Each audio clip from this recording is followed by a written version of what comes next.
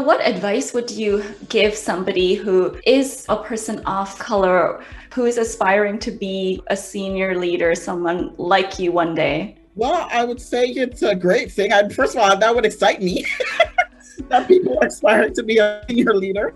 And I would say, it's really important to surround yourself with people who are in those roles so that you could learn from a variety of different people. That's what started me on my journey to my awesome, authentic self. Is the women who supported me in my family and my sisters who just said to us, the best that you can be. There's some people that are just not going to like you just because of who you are. Don't let that stop you. Keep forging ahead. Always dig deep and find the strength. And, a family that literally has supported me around just taking those moments to go into myself internally to really check out, what is really happening for me on the inside. Where am I struggling? What's hard for me?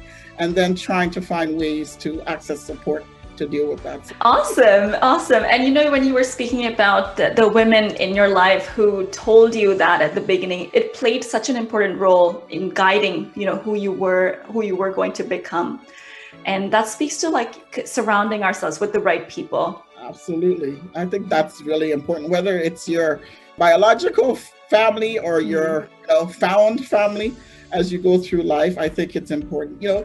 People are, why I feel I do what I do. People are my greatest passion.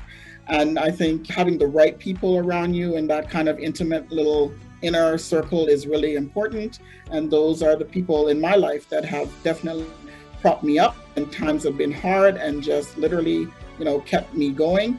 Not in a way that is sort of, where my mother is not, she's not thou shalt not type of parent, I have to say. She's the type of mother you could go and talk about anything in life. And, that from the time if you're 13 and you're kind of coming to terms with different things in your life, whether it's sexuality or dating, you can have these conversations with my mom. And my mom, who I think is the person I know that has the most sort of wisdom, right? Like just wisdom in the real sense of the way, would just talk to you. Though sometimes I tease because I'm thinking inside, she might have been like screaming, "No, Simone, don't do that." But that's not what came out of her mouth, right?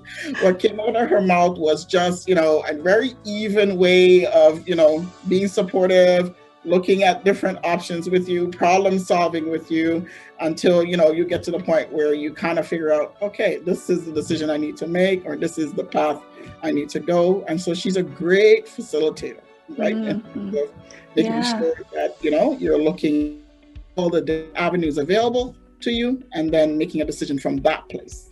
Right. And how has that influenced you in terms of how you parent and how you lead your teams? Well, I hope that I'm, pretty much patterning, my own approach off of what I've learned early in my life. But as a parent, I do think those are the things that I've certainly adopted. I talk to my children. I talk with my children. We've never had to spank them or do any of these kind of things that were sort of from a different generation, but just talking to them about behavior and choices and options. So that's something that I model in my household as well. And same with my staff. I feel like one of my great gifts is listening, and listening well, and listening to understand. And so I spend a lot of time listening to people. I'm one of those leaders, I have 4 different locations across the GTA, but will often be at each of my work sites. So I literally go to the different locations to engage with the frontline team so they know I'm here.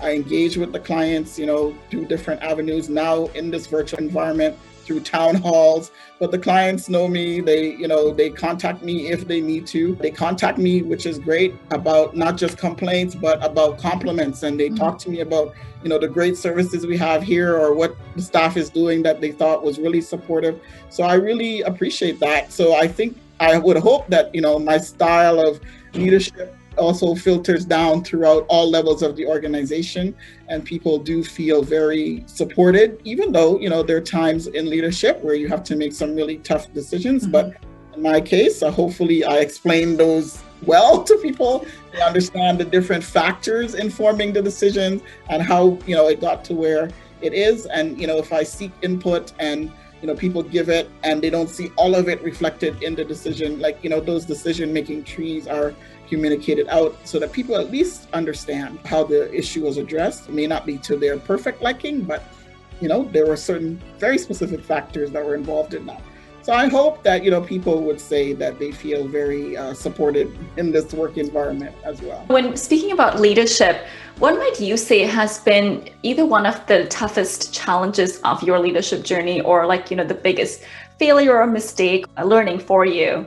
Well, I would say, where I've sometimes failed had to do with recruitment and hiring. I think that would be one of the things. There's some people that they have the gift of interviewing, right? Interviewing is an art for them, and they show up and they have all these wonderful skills and qualifications. They're like what I call the bling bling kind of client, right? They're like perfect for the job. You're like, wow, thank you for even coming to this interview and wanting to work here. And so sometimes I get kind of caught up with that sort of near perfect candidate in a hiring process, and I've hired those people in above other candidates that may have been sort of more soft-spoken or subtle in how they've presented themselves. And so falling for those a few times I think has been like some big mistakes, so that people who they're talk, the talk is good, they come into the role and they're really, really struggling in the role, right? So now oftentimes when I go through recruitment process, I'm not necessarily looking at that sort of bling bling candidate as I call them, but looking for the candidate who may be presenting in a little bit more subtle way, but they have a lot going on there, right? As you talk with them and have conversation with them in an interview, you can kind of draw them out and actually realize they have a lot of assets that would be valuable to the organization. So I think I've sometimes got it wrong in that case around the hiring and recruitment of some of my director level kind of team members. Right. And that's such a great point. You're only seeing them for that hour or that short period of time. So it's hard to really know how they're going to perform at the work that you're hiring them for. Yeah, exactly. So I find that's really been tough in some cases, right? Yeah. And then how do you are you quick with, now that that this person you hired wasn't a great fit, are you quick at rectifying that in terms of what, changes might be required? I think it's no and yes. Sometimes I really hang in there with people. I've hung in there for the long haul, trying to coach them along, trying to say, okay, Simone, it's your hire, bring them up to a good performance level. And so sometimes I probably dug my heels in a bit longer than I should, rather than, stopping the bleeding as soon as I notice it's happened, because, I'm trying to give people the opportunity to do their best. And so sometimes it's worked, sometimes it's not. So it kind of, I would say, it touch and go, but obviously trying to give people a fair chance, right, to perform and to, be their best selves when they come into a new role, even though, they may not have all of the exact skills, intact, right? So yeah, it's very challenging. And I still feel like even though I've been in healthcare leadership for a long time, like hiring can be very, very challenging because what is presented is not necessarily the person that may be the best candidate for the job. Right. And I'll tell you that that's a common theme amongst a lot of leaders. Yeah, hiring is something that keeps people up at night, because your team is so important in everything you do, right? If you have a great team, the results are going to show. But when the team is not, when there's an issue, that's when you have an issue at hand.